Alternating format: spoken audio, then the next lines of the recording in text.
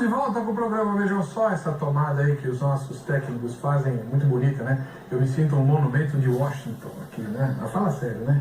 Isso aí, a senhora falou de ego e tudo, olha. Tá aí, ó.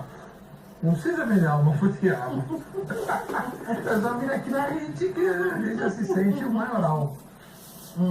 Eu acho que a reformulação do cenário, eu tive a oportunidade de estar em outras ocasiões, acho que a reformulação do cenário ficou muito bem, né? Ele realmente ele cria um clima que dá vontade da gente poder discutir mais e traz ao mesmo tempo uma tranquilidade, mas ficou bem mais claro enquanto imagem, né? Para quem assiste, fica melhor. Ficou muito legal, muito bacana. Doutora, a senhora já nasceu num lar evangélico? Sim. Ah, tá. Então nunca houve na sua carreira, ou na sua vida, o desejo de conhecer o diabo mais perto, nada disso? Porque quando a gente já nasce no lar evangélico, a gente é meio vacinado, né? Eu diria que assim, eu enxergo que a relação com as tentações é uma constante. Eu não entendo que necessariamente você está num lar evangélico, né? Ele realmente ele não implica que você não, em muitos momentos da sua vida, você não se depare com as tentações. Então eu acho que, de certa maneira, isto é uma experiência presente, sim, poder dialogar com tudo aquilo que me chama para o outro lado do mundo. E a psicologia? Como é que olha para essas coisas? Ela vê isso tudo como crendice? Olha, eu penso que a psicologia tende mais a olhar o diabo do ponto de vista, de um lado simbólico, né?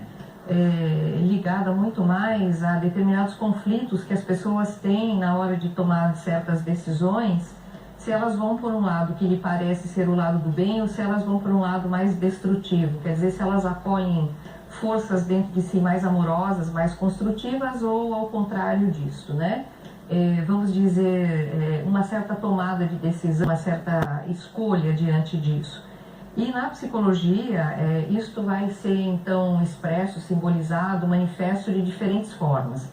Você tem teorias que vão trabalhar, por exemplo, né, ligado com a questão, vamos dizer assim, da voracidade, da inveja e o esforço do ser humano para ter um certo domínio dessas tendências.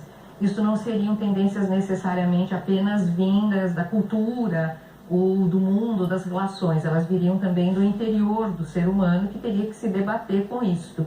Então, num dos simbolismos, né, ligados ao demoníaco, você teria então a ideia do conflito entre aquilo que em mim pode provocar muita destruição no mundo ou em mim mesmo e aquilo que seriam as forças amorosas, construtivas, ligadas a Deus, ligadas ao sagrado, né? Para a psicologia, normalmente são essas as leituras em diferentes teorias, tá? Mais emocionais ou mais em nível simbólico.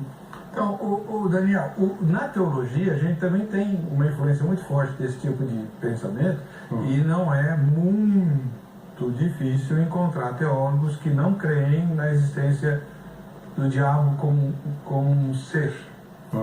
Eles veem as narrativas bíblicas referentes a Satanás como um antropomorfismo daquilo que a doutora Patrícia acabou de escrever, das maldades inerentes ao próprio ser humano. Então a gente atribui a nossa maldade a um ser para poder bater nele, mas esse ser não existe, o diabo somos nós mesmos. Como é que você vê isso?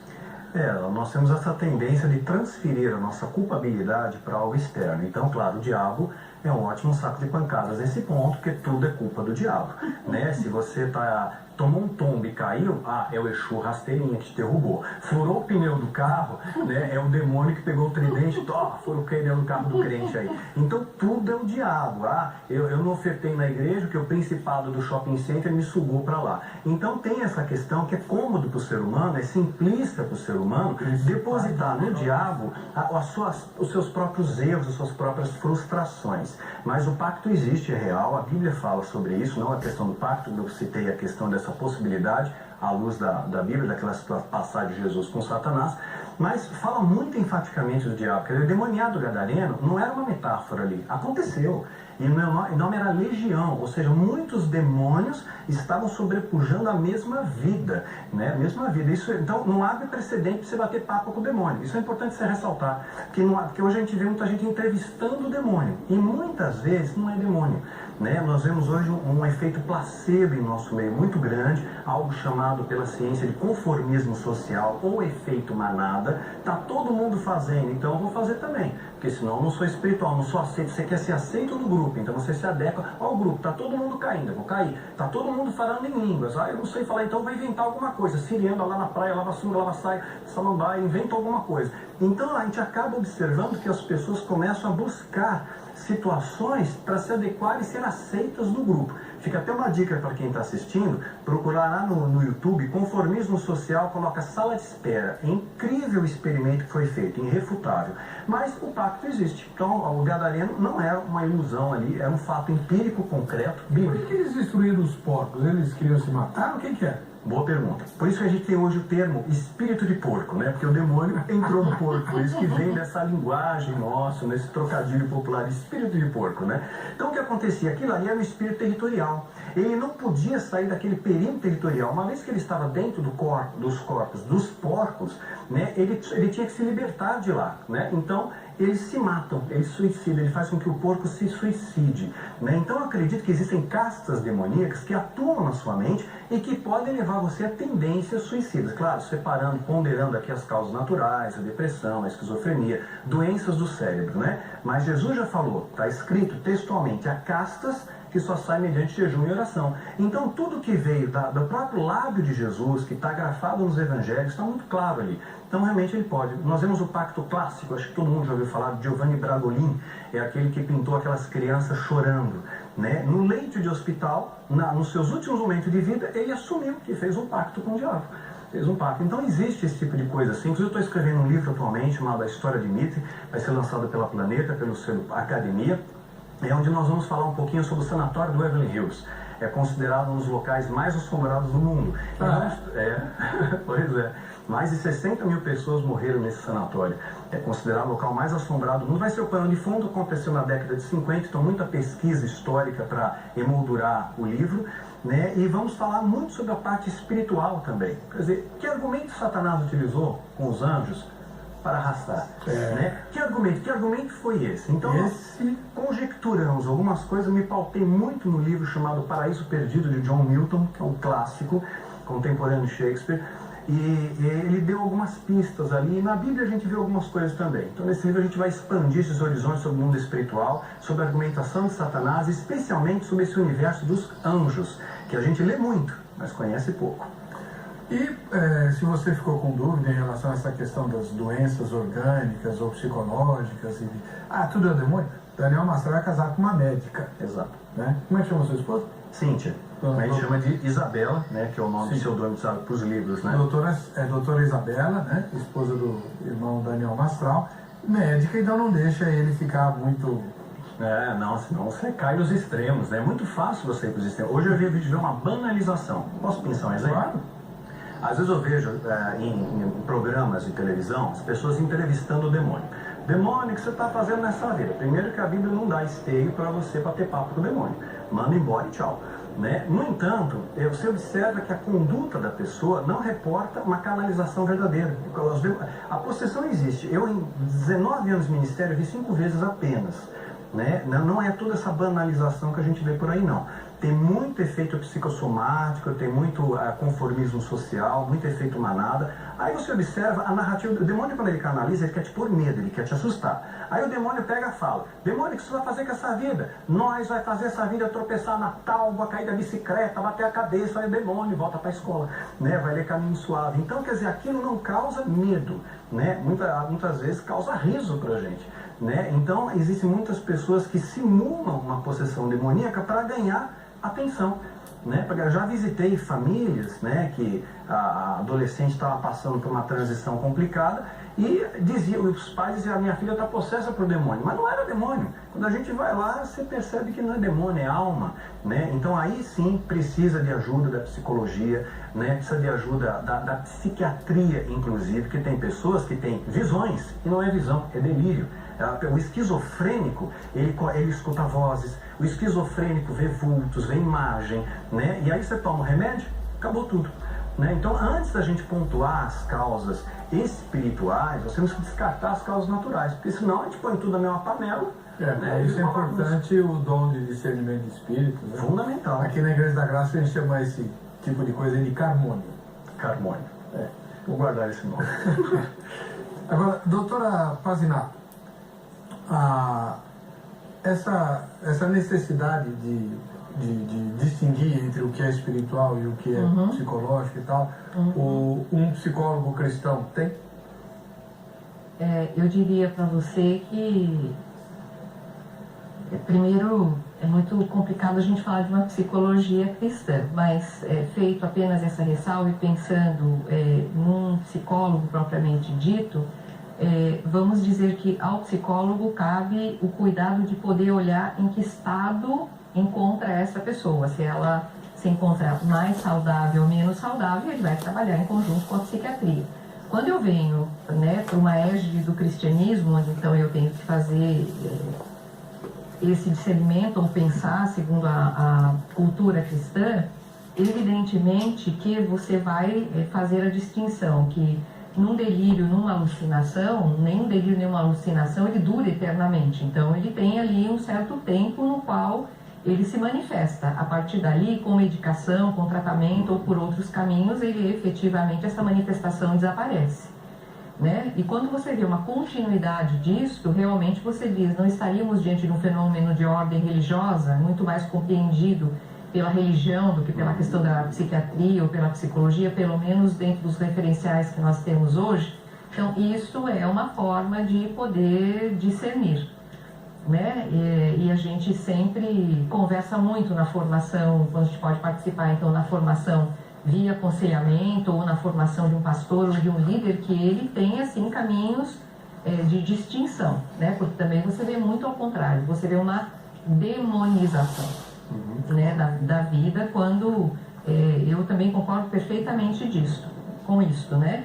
E principalmente porque a gente vê também que vamos dizer que você tem uma espécie de comercialização da demonização, né, hoje em dia.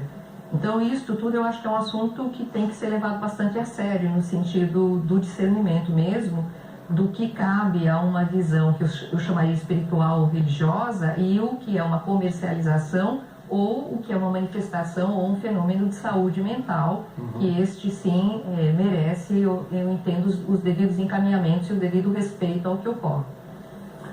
A nossa equipe esteve lá na Cleitolândia e perguntou lá para os frequentadores a respeito do tema de hoje. Vamos ver. A senhora acredita que é possível uma pessoa vender a alma pro diabo para ganhar riquezas, fama, reconhecimento? Isso para você é verdade ou mentira? Verdade. Vendendo, fazendo pacto com ele. Acredito que o mesmo diabo falou para Jesus, se tu me adorar, darei toda a riqueza do mundo. Então, entendeu? Se a pessoa passar a depender dele, a servir a ele tem poder de dar tudo que ele quer, passa a fazer o desejo da carne, mas na eternidade perde a alma pro diabo, entendeu? Acredito sim, tem várias obras que falam sobre isso. Da mesma forma que o cristão faz pacto com Deus, com Jesus, existem pactos, sacrifícios com o diabo, derramamento de sangue e algumas linhas religiosas também, existe sim. Faz, fácil, faz e muito. As pessoas elas não têm noção do que existe. As pessoas que existem, enfim, não na Terra, né? Existe entre a Terra e o céu. E elas ainda estão com o coração voltado para os bens materiais. Alguns preferem ser reconhecidos na Terra e não no céu. Por isso que fazem. Com certeza, eu acredito, e existem muitas pessoas que fazem pactos com o diabo. E o diabo pode proporcionar muitas coisas para a vida dessas pessoas. A diferença de aceitar Jesus ou não é que só Deus, através de Jesus Cristo, ele pode garantir duas coisas que o diabo não dá. Primeiro, que é a salvação da nossa alma e o perdão dos nossos pecados. Daniel, quem, voltando mais diretamente para o tema, né? Quem vendeu a alma para o diabo, ou quem quer vender a alma para o diabo, acredita no inferno? Acredita no inferno sob um outro prisma. Uma vez que ele fez uma aliança com o diabo, o inferno não é um local de sofrimento para ele, mas vai ser uma morada eterna também que ele vai ter perante o seu pseudo pai. Então eles acreditam que existe o inferno dos órfãos, para aqueles que não escolheram nenhum caminho, que é o morno que Deus vomita, não é nem sim nem não, né? É o que a Bíblia inclusive traz exortações a respeito. Então é o inferno dos órfãos, as pessoas que não aceitaram nem Deus, nem pactuaram com o diabo. Esses que estão no meio vão para o inferno dos órfãos, sofrimento eterno. Para aqueles que têm uma aliança, então eles vendem a ideia de que não, que é um local de privilégios, de regalias e etc e tal. Então aí é uma lavagem cerebral, né? Faz com que você mude os seus valores. E eu quero aproveitar até o ensejo, até para trazer esclarecimento para quem está nos assistindo. O grande glamour que o diabo oferece para o ser humano, a grande vitrine, é dinheiro, poder e fama. É essa tríade, né? E nós observamos pessoas que tinham tudo isso. Por exemplo, Robin Williams, aquele ator.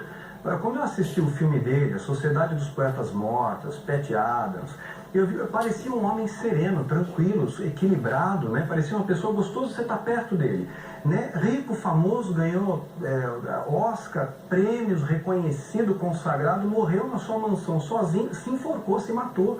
Quer dizer, então não é o dinheiro que traz felicidade. Então isso que o diabo oferece é uma ilusão. Ele está vendendo uma ilusão para você. Porque o problema não é o dinheiro, é o amor ao dinheiro, né? E quer ver um detalhe? Uma enfermeira, ela escreveu um livro, eu achei muito cabeça, chama-se Antes de Partir. E ela fez uma pesquisa com pacientes terminais que ela cuidava e entrevistou eles antes da morte, né? Qual é o seu arrependimento? Do que você se arrependeu de não ter feito na sua vida? E ela destacou os 5 maiores arrependimentos. Ninguém, sem exceção, beira da morte, ninguém falou: eu queria ser próspero, eu queria ser rico, eu queria ser famoso, eu queria ser presidente, eu queria ter um jatinho, eu queria ter ido para Paris, eu nunca fui para Disney. Nada disso. A reflexão que eles têm antes da morte: eu deveria ter ficado mais tempo com a minha família e os meus amigos, eu deveria ter sido mais feliz, eu deveria ter buscado coisas que preenchessem a mim, né? Trouxesse alegria e satisfação, claro, legítimas dele, né? Em vez de ficar muitas vezes me moldurando aquilo que a sociedade quer que eu seja. Porque muitas vezes a gente interpreta papéis na sociedade. Como é que chama o livro? Antes de Partir. Muito inteligente, né? Então a reflexão é sempre essa. É uma pesquisa, é documentado isso. Então eu queria ter trabalhado menos, porque eu vejo as pessoas hoje trabalham muito para ganhar dinheiro, aí gastam dinheiro para reconquistar a saúde. Quer dizer, elas queimam a saúde para ganhar dinheiro e depois gastam dinheiro para reconquistar a saúde. Perderam a vida.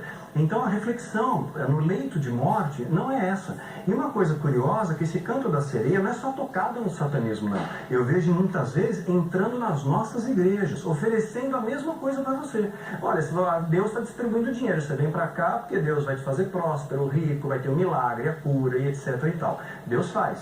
Mas se a sua aproximação de Deus for vinculada a ganhar alguma coisa, isso daí é interesse, não é amor. Eu vi uma vez uma entrevista de um rabino, achei inteligente a colocação dele. Ele falou que viu um homem comendo peixe e perguntou: por que você está comendo peixe? O rabino, e o homem respondeu: porque eu amo peixe. Você ama o peixe? Você tirou ele da água, você matou, esquartejou, fritou e está comendo. Como assim você ama o peixe? Então ele fez uma analogia, construiu uma ideia muito inteligente, dizendo que, na verdade, quem ama se doa, quem ama se entrega. Quando você vai na igreja, por exemplo, você está indo lá para se entregar, para adorar a Deus, para cultuar a Deus, para aprender, né? Está indo lá com as mãos estendidas, né? Para oferecer a Deus. Então você planta, depois você colhe. E a gente muitas vezes quer colher sem plantar, quer ter a vitória sem ter luta, quer unção sem santificação, avivamento sem conhecimento, isso é utopia. Não existem esses atalhos, né? Então, quando você vai para a igreja, dá o melhor. Eu vejo pessoas no louvor, pessoal no louvor de braço cruzado, olhando para cima, tal, mexendo no celular, mandando zap. Agora tá lá no jogo dele, do time preferido, ele grita, ele pula, ele se esperneia, né?